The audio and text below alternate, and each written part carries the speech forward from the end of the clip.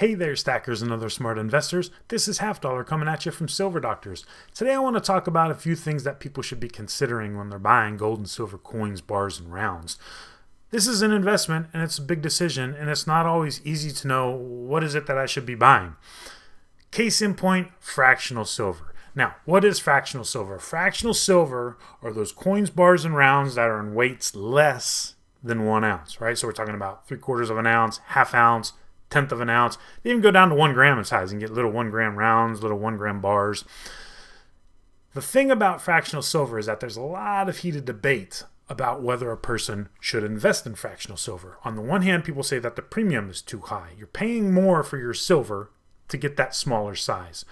On the other hand, people say that fractional silver works better in a barter scenario because you don't want to barter part of that 100-ounce bar. You don't want to shave off part of that 100-ounce bar, right? It'd be nice to have a half-ounce coin if something is in a barter scenario where that would be the ideal amount to exchange.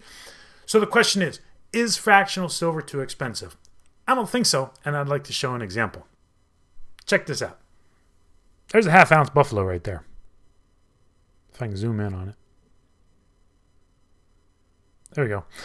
$9.99 fine silver half-ounce buffalo. But there's a $0.50, right?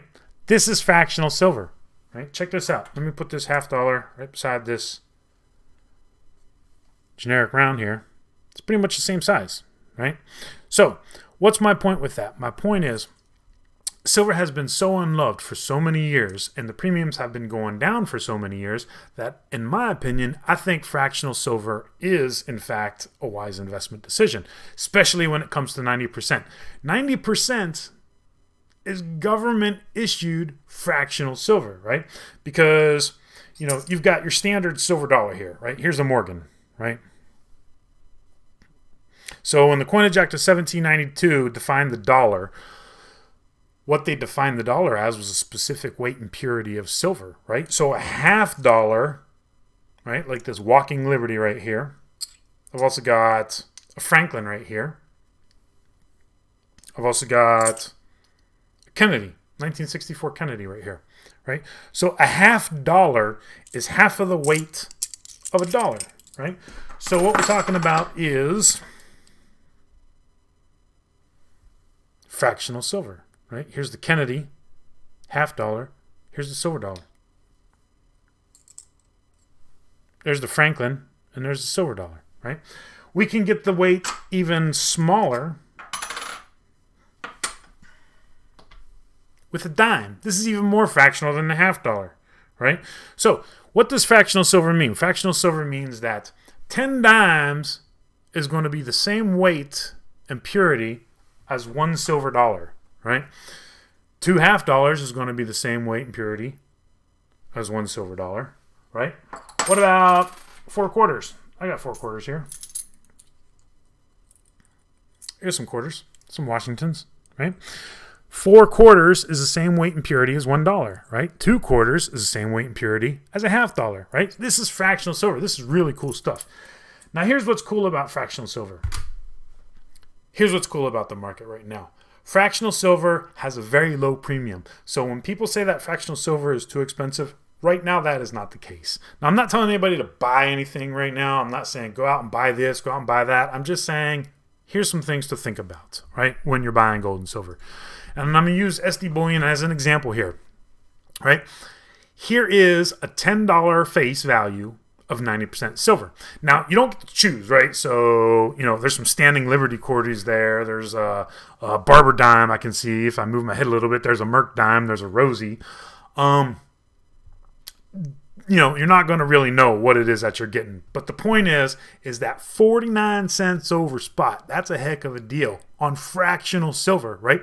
And not only that, but there's a finite supply of this. So when the various private mints are making half-ounce rounds, like this Buffalo right here, the sky's the limit. They can make as many as they want.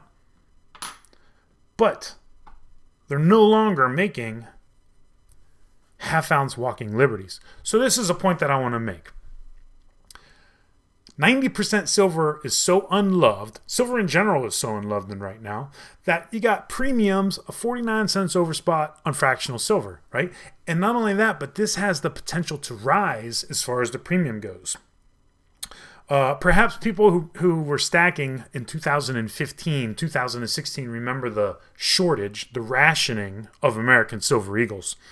And when that came about, another thing that happened was people were scooping up fractional silver. They were scooping up 90%, right? Because there were some supply issues going on. Premiums on 90% silver have the ability to appreciate. And I'm talking by several dollars, right? In late 2015, in September 2015, if you were looking for 90% fractional silver, you would have been paying like $5, $6, over $6 over spot per ounce for fractional silver. Yes, that's expensive, but look at the potential there, right? Because right now the premium is ultra low because silver's been so unloved for so long. So not only is fractional silver viable again as an option, but you have the possibility for fractional silver to appreciate not just in the silver price, right? Not just in the value of the silver and the value of the metal, but also in the value of the premium, right? Because there's a finite supply of this, and this is one of the barometers of the silver market in and of itself, right? Just as the American Silver Eagle is a staple in the stacker community, 90% is also a staple in the stacker community, and it's fractional silver. Really cool. So these are just a few things that I wanted to talk about related to fractional silver here. You can barter with it in a grid down Teotihuacan SHTF scenario, right? You can more easily exchange it, right? Because it's easier to sell a few, half ounce, right? 3/4 of an ounce rounds or coins. It's easier to sell a bag of 90%, right? It's easier to sell 90% quarters than it is to sell 1,000-ounce bars. I'm talking about locally, right? In just normal times, going out and about. So the point is, fractional silver is not that expensive right now, right? Because silver has been so unloved. Now, it's true, right? Once more interest comes back in the sector and more people start investing in gold and silver, then those premiums are going to go back up, right? Because you have supply and demand coming into an actual real physical market for physical gold and silver. So during our live show on Wednesday, Mike and I also discussed a few things that people should be considering when they're buying gold and silver coins. And at this time, I would like to just direct everybody's attention to that clip. I'd like to play that clip, and I'd like to know in the comments below, what do you think about fractional silver? Do you think fractional silver is a good deal? Are you buying fractional silver? I am, and I'm going to keep buying it. I really like 90% because I think the premium has the potential to appreciate in price in addition to the silver value. So it's like a double win, right? But enjoy this little segment that I've split out of our live stream from Wednesday. And here's a few more things that people can consider when they're buying gold and silver coins. I want to talk about some of the things people should think about when they're buying gold and silver. This is important. I'm not trying to pump a product. I'm trying to talk about decisions that people should make. But these coins are so fresh, Mike. They don't even have the actual pictures of the coins. They have the designs on the SD Bullion website. This is called the giraffe, and it's I don't know if it's the World's Wildlife. I thought it was Wildlife World. It's World's Wildlife series. This is called the giraffe. This is 1 ounce. This is 4.9 fine gold. This is a beautiful coin, and it comes encapsulated like this. But what I want to talk about are some of the things that people should be thinking about when they're making the decision to buy gold or silver coins.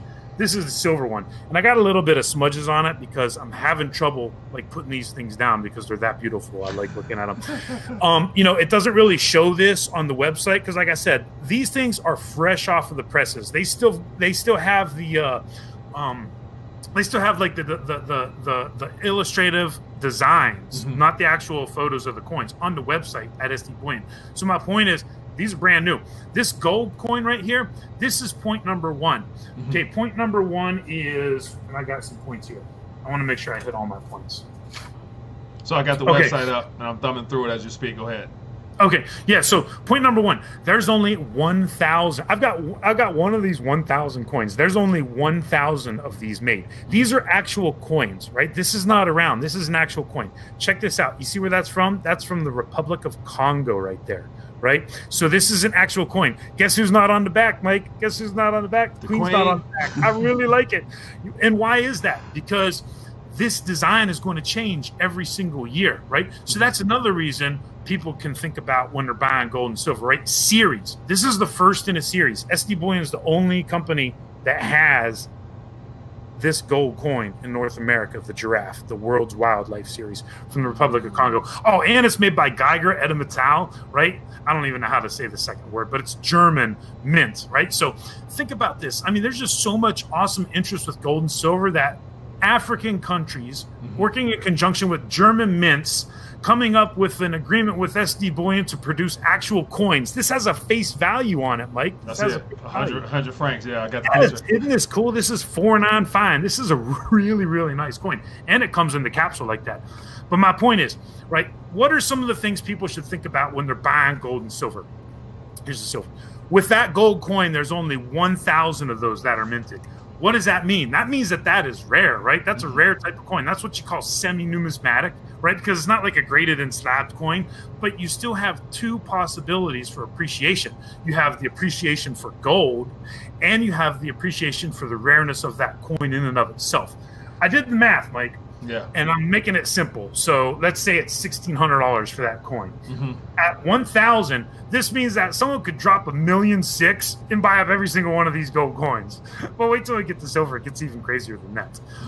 So, my point is when people are buying gold and silver coins, one of the things that they can be thinking about is, will I have a chance for the premium to appreciate in addition to the price of the metal in and of itself? Then that's like a win-win. That's like a double win right there. Yeah. The other thing about buying a coin is, is there appeal to a broad range of people? Like, think about this, Mike. Who would this coin appeal to right here? When I'm thinking about these coins, I'm thinking this coin has appeal to people who are into wildlife, right? It's a wildlife series.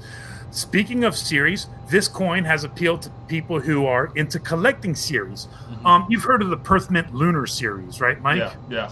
This is based on, the lunar calendar, the Chinese lunar calendar, and those are series. So this is the first in a series, right? There's only 1,000 of those gold coins. One of the things people look for is, if you buy a complete set of American Silver Eagles, that costs more than an incomplete set, right? Because people want that complete series. So this is brand new, right? And it's not something that's going to be around.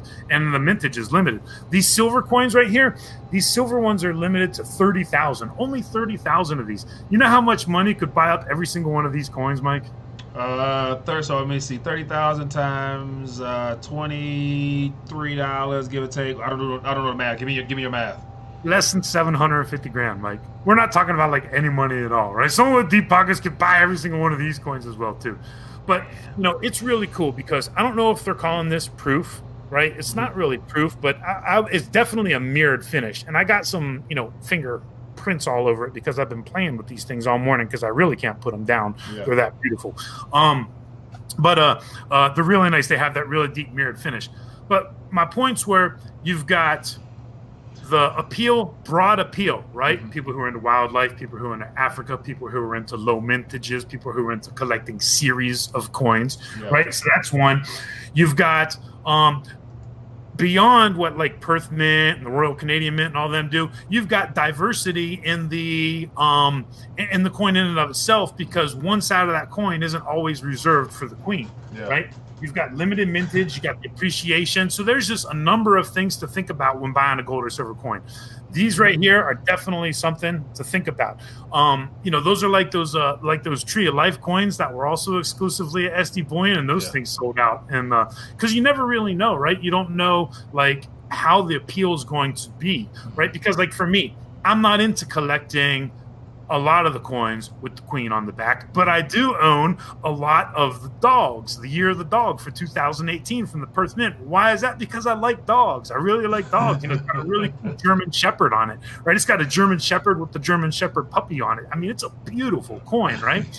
So this is the same thing, right? This has awesome appeal. It is a beautiful coin. It's the first in a series. Next year, the design is going to change, and it doesn't even, the premium isn't even that expensive. It's what I don't know if they're calling it a semi-numismatic on the SD Bullion website, but to me, this would be what you would call a semi-numismatic coin, or a coin that has the potential to increase in numismatic value in addition to the value of the silver.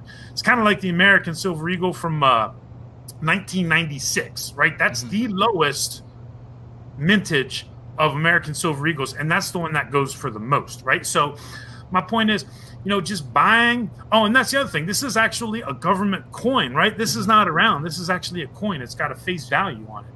So, my point there is that, you can buy something that still has a decent premium on it that has the potential for that premium to rise in addition to the metal. I'm rambling on way more than I should. No. I'm listening and learning, so I appreciate it. So good stuff, my friend. So let's get to the chat. Anybody in the chat got any questions or thoughts?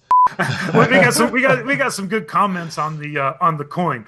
We got Cuba Void says he thinks that the animal coins are lame.